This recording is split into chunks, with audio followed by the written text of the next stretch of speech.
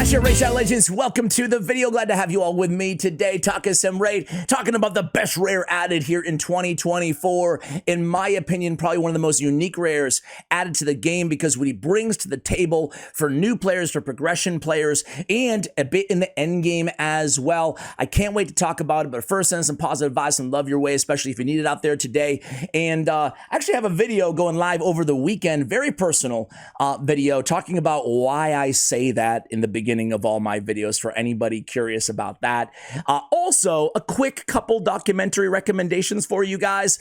I have to say, I was shocked that I really enjoyed the Martha Stewart documentary on Netflix. I thought it was really good. It was really good. I also really enjoyed a documentary called The Remarkable Life of Evelyn.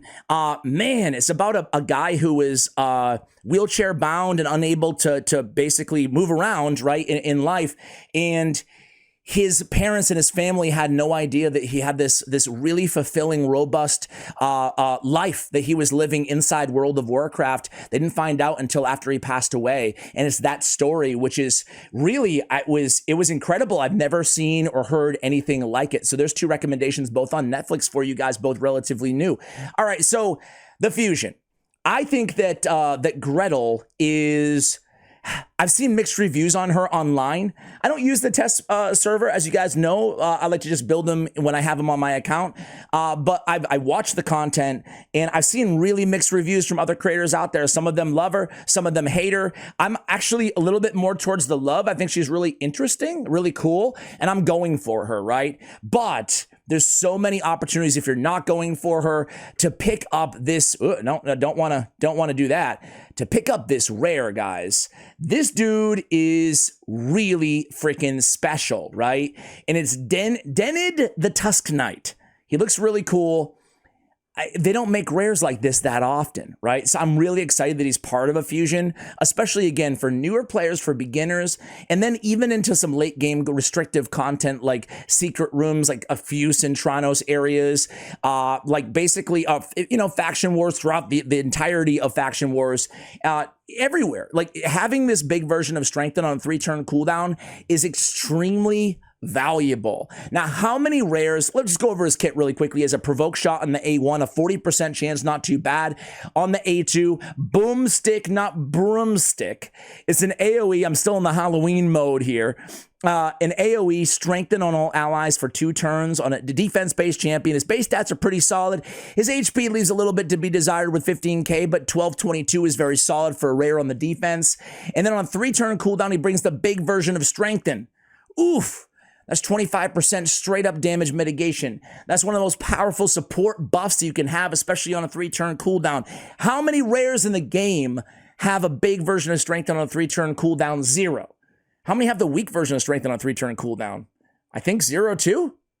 How many have the big version on a 4-turn cooldown? None.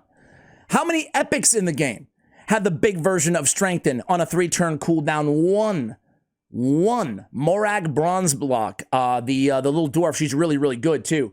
But man, this is crazy. This is great. Progression players who don't have Mithrala, you're gonna want to pick up, especially if you're not going for the fusion. You're gonna want to pick up Denid Tusk Knight. Now, the other cool thing about him is, if you want to, he actually has some sneaky good multipliers. It's not gonna be your main nuker, but he has a 3.6 AoE on the A2, right? So that's really solid. Now, there's 2 ways, in my opinion. There's a bunch of ways you could build him, but there's 2 of my kind of favorite ways that I'll share with you guys in a moment. But the pig-headed passive plays a shield in the champion for 2 turns, 10% of his HP whenever he's hit by an enemy under a provoke, and there's no cooldown there. So if, somebody hits him and then he loses his HP and then somebody hits him again, that will reappear, that shield, which is really nice to help keep him alive, right? Now, to make the most of this shield, especially if you're building them with accuracy, you intend to land the provokes, right? What you want to do is probably go HP main stat on the accessories, but we can talk about that when we get to the build. Actually, let's just get to the freaking build, right? I mean, this is really cool, though. I love they did this. I love that they did this. Okay, champions, Ash. Champions, man. Get to it here, bro. Okay, Denid the Tusk Knight. So I think there's a couple ways that you can kind of lean into a champion like this to get more utility out of them. You could consider like a bolster set or a shield set, but that base HP is a bit low, even though we are incentivized to build a little HP off the passive anyway. But the other way to build him is all-out survivability, right? With a Guardian set. Now, it's dangerous. If you tackle really difficult content and you're taking a ton of damage, it's going to be challenging to keep him alive. That's why it's best to kind of pair him with a reviver, like a Tree Shield, like a Scylla the Drakes or somebody like that, right? But Guardian's great. It's going to absorb 10% of damage dealt to allied champions and then heal himself as well by 10% every turn.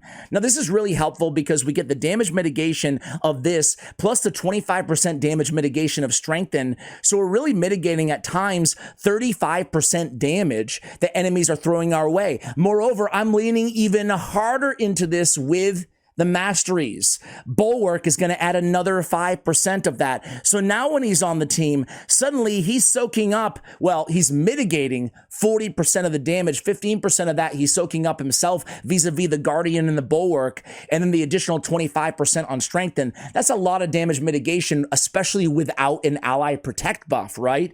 That's really good. Now, I'm leaning in even more with Selfless Defender. So now I'm taking up the damage, decrease the damage allies receive. Just read the damn ability, Ash. Decrease the damage all allies receive from the first hit in each round by 20%. He'll receive that instead. Man, so now he's helping things out when we get to the next wave. So I am leading in all out defense, all out survivability on this gnarly little rare champion. They don't have many good rares in this game. You know, they had Bo Smith Flannan. They had Branch Arm Lasir, Tree Shield Knot, Longsword Turox. I think those are probably some of my faves the last couple years, but he's right there in that same conversation, maybe better, arguably better because what he brings to the table is so unique, you know, outside of legendary and mythicals. I'm picking up some of my faves along the way. Blast Proof, Rejuvenation, Shadow Heal, just trying to make sure he stays alive at all costs. That's why I went with Steadfast for more HP, Shield Bearer to kind of parlay with his passive ability as well. Lasting Gifts, probably most importantly for this champion, so that you can try to get the extension on that big version of Strengthen. Now, on this particular build, this is a bit of an endgame build, I would say, for a champion like this. I decided to try to get Pinpoint in there. It's absolutely not mandatory, but I needed the accuracy because I did want to take advantage of that provoke throughout the duration of some of these battles. So I went with Pinpoint. Why not, right? But you could go Defiant. You could go Immortal Gear, works really well on this champion. Just more survivability is always a good thing, although getting that intercept and protecting him a little bit from CC is helpful as well. But you can make an argument, hey, just go all out. If you're going to build him as a tank, just go all out tank and slap some Immortal Gear on him. I went HP on the banner, I went HP on the amulet, and I went HP on the ring for reasons I already explained. I want to take advantage of HP on flat stat and defense percentage, taking advantage of the 1222 base on percentage. So I did go defense percentage on the boots. I think most players will go speed on the boots. I went defense percentage on the chest, and I did pick up 1 HP percentage on the gauntlets. That's going to leave his total stats at 59K. I was really shooting for that 60K, but 4,200, and well, you can see the rest here.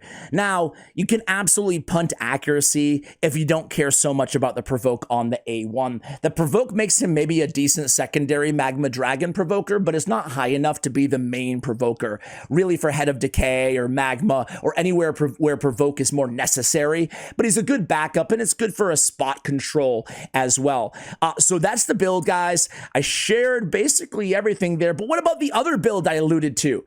Like I said, he can kind of smack. So if you don't need all this damage mitigation, all this protection for your team, no worries.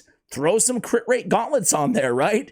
Throw some crit rate gauntlets on there, and then you're looking at kind of an interesting damage dealer support. It actually brings him in line a little bit more with a champion like Morag, right? Their kits are quite different, but Morag has an AoE strengthen, basically the same ability on her A2. She has a little ally attack on the A3 ability as well, but she can deal some damage too. So you can, and they're both defense based. He's kind of like the rare version of Morag Bronzeluck when you think about it, minus that ally protect, which is really, really good because Morag is an amazing, amazing epic champion. So heck yeah, right?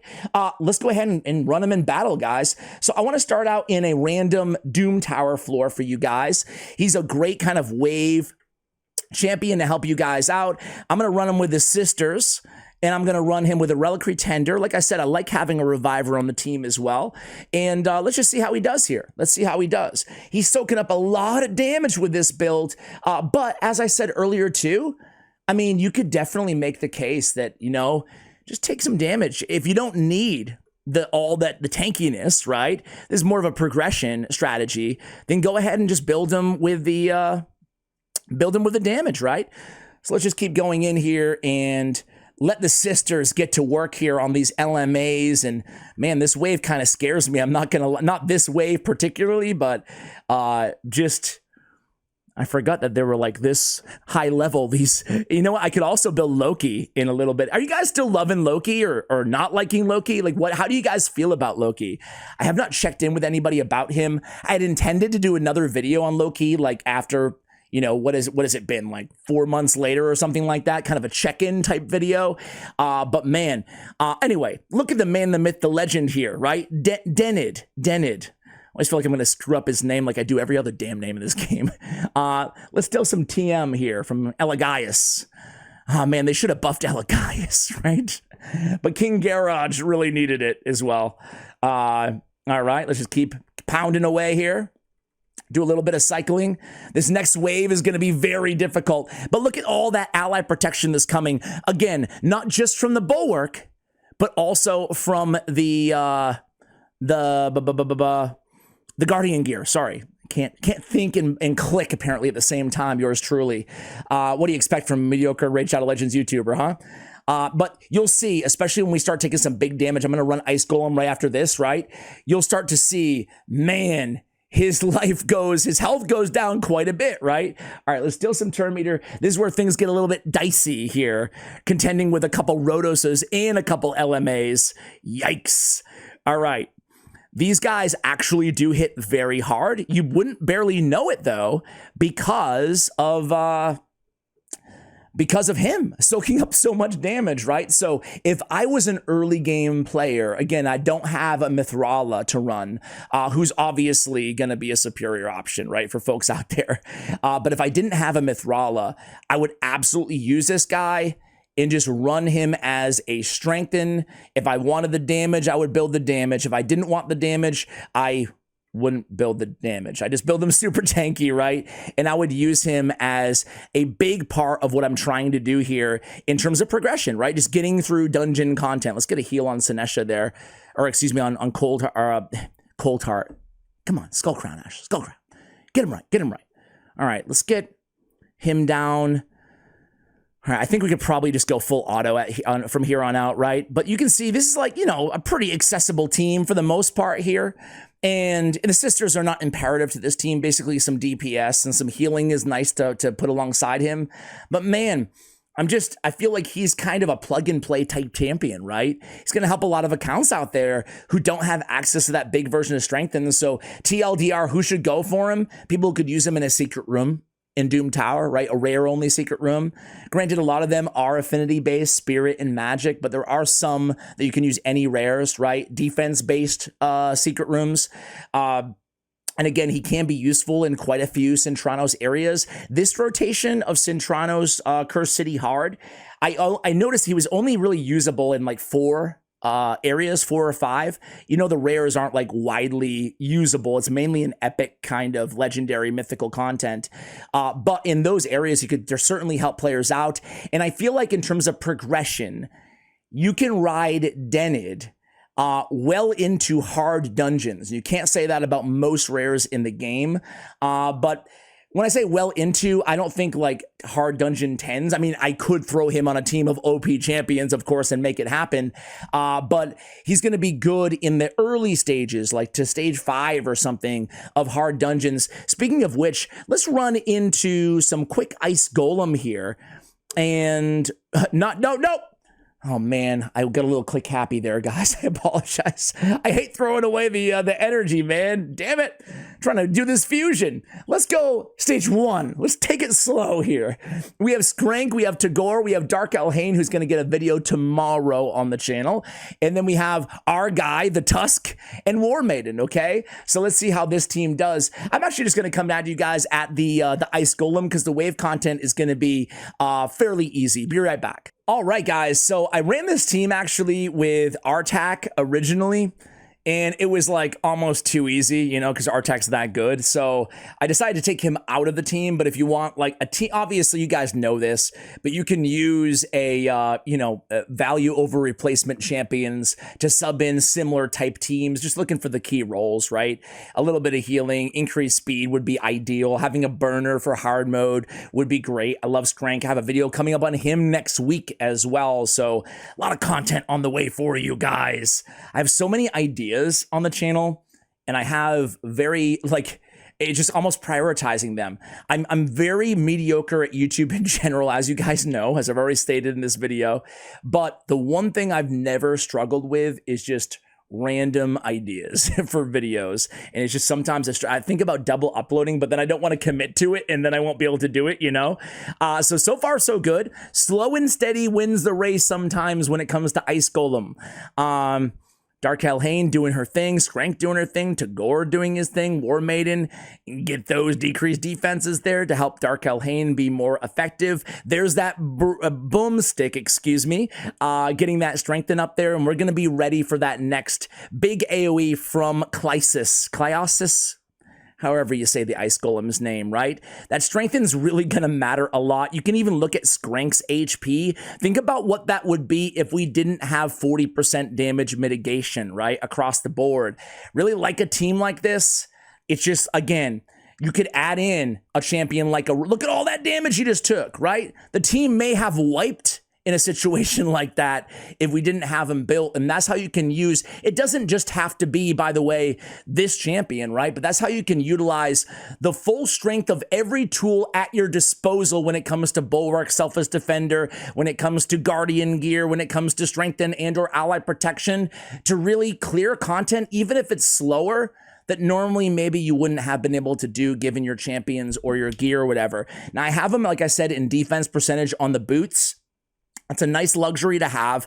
It makes him a lot tankier. Keep in mind on Guardian, though, it's not mitigated by the defense, that damage that he takes from the other champions. But look at him barely hanging on to life. This is why I like to have healers and or revivers on the team with him. But so far, so good. Tagore's got a lot of both. I'm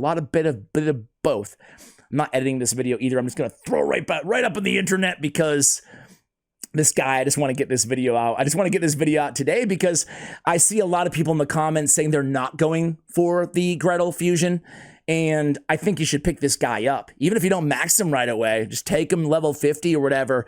And I don't think you're going to regret it. He's definitely a rare that I'm excited they added to the game. Let me know if you agree or disagree with me in the comments below. And what other rares would you put in the conversation as, you know, as special or good as this champion in good old Denid the Tusk? Thank you for watching until the end of the video, guys. Much love. And as always, take care.